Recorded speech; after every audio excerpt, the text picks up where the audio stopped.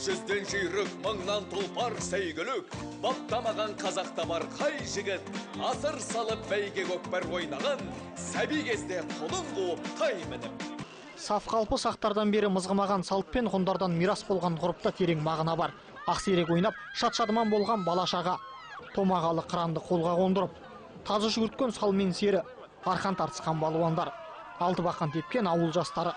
Бәрі қазақтың пейіліндей, дархан далаға жаңа жыл келіп, жан дүниенің жадырағанына мәз. Берекелі ауылда мерекелі дүбір басталды. Қазақ елі монумент алдында тігілген 30 отаулы ауылға Наурыз келді. Көкте күні күлімдеп, жерде нұры дірілдеп, Сарыарқаның төріне жыл басы Наурыз келді. 5000 жылдан бері мерекеленіп келе жатқан жыл басы Наурызды Біріккен Ұлттар ұйымы халықаралық мерекелер қатарына қосты. Жыл басын мерекелеудің ерекше үлгісін елорда көрсетті.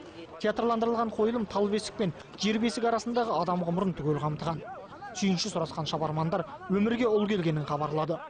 Оның қаз басқаннан бастап, ат жалын тартып мінгенге дейінгі өмірінің әр белесі ұлттық салт дәстүр, ырым жоралғылармен өріледі. Қойылымды сүйемелдеген әр әннің өзінде терең мағына, халықтың тарихынан сыр шертер әсерлі әуен бар.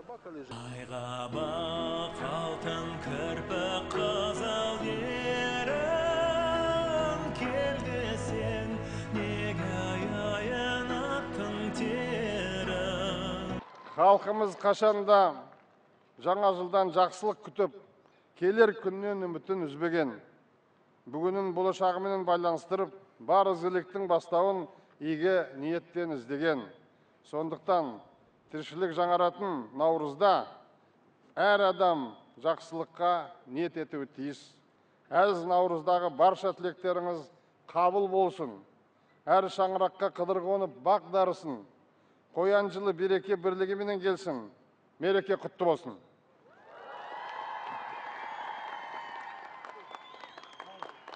Елордадағы мерекелік думанның дүбірі түн жарымға дейін еш толастамайды. Кешке отшашулар есілдің жағасын ерекше сәулеге бөлемек. Жанболат Серікбай, Саян Дияшев, Астана телеарнасы.